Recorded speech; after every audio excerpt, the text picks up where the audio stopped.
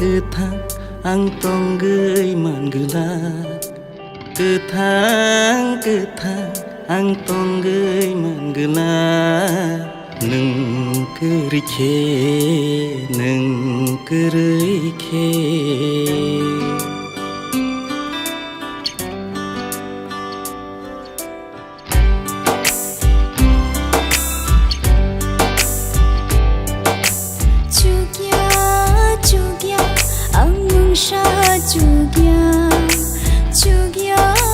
Cugya ang mangsa cugya nang kerikhe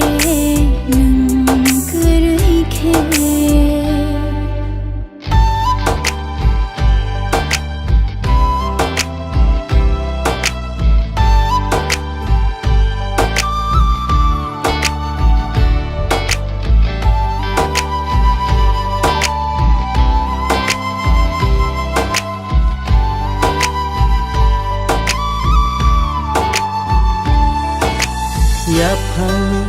bucung neng ani bebang neng oh jadu neng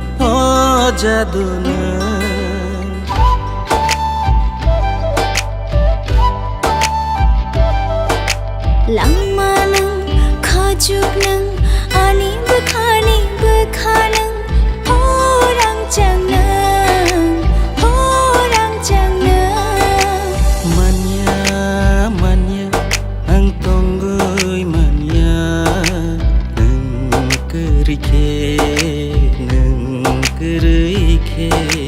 Gerai ani mungsa gerai nang kerikhe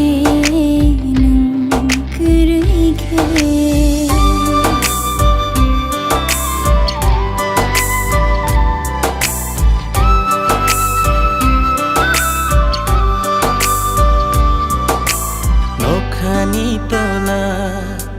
hani shaka nini ani sajak thun keram pothoma